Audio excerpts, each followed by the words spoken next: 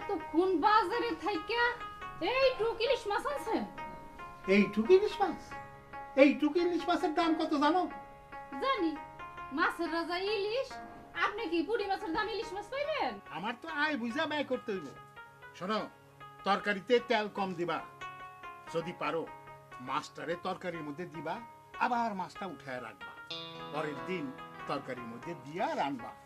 তার সাথে এক কাম করি, এই মাছ দুইটা উডানে টাঙ্গায় রাখি, ভাত খাওয়ানোর সময় একবার মাছের দিকে চাইবেন আর খালি ভাত খাইবেন। এইটা করতে পারলে তো ভালোই হয়, এক মাসে মাস কাবার খরচ বাইচা যাইব।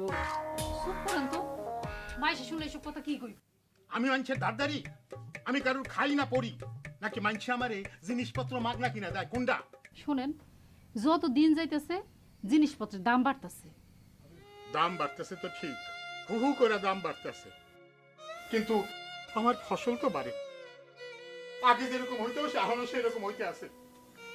এই জন্যই তো আমি একটু হিসাব করে চলি। আব্বা, হিসাব করা ভালো, কিন্তু বেশি হিসাব করা তো ঠিক না। টাকা বাঁচানোর লাগা মাথায় কম তেল দিয়ে তুমি গোসল করতে কও, টাকা বাঁচানোর লেগা টুথপেস্ট কিনে না দিয়া কও দাঁতন দিয়া, আর কয়লাতে দাঁত মাজতে। ভাত খাওয়ানোর সময় ভাত কম খায় তুমি বেশি করে পানি খাইতে কও।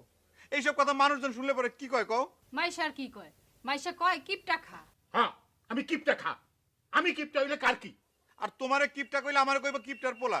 ক্ষমতা থাকে বেশি বেশি টাকা রোজগার কইরা বেশি বেশি খরচ করো গিয়া, তখন কইব কিপটার পোলা দাতা হাতেম তাই।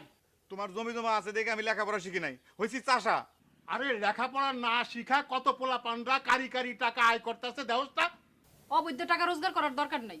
দরকার নাই তো, দরকার নাই তো। তাহলে যেরকম কিপটার পোলা আসোস সেই রকমই থাক। ফোন করে পোলারে না কইলে হইতো না। এই তুমি চুপ করো।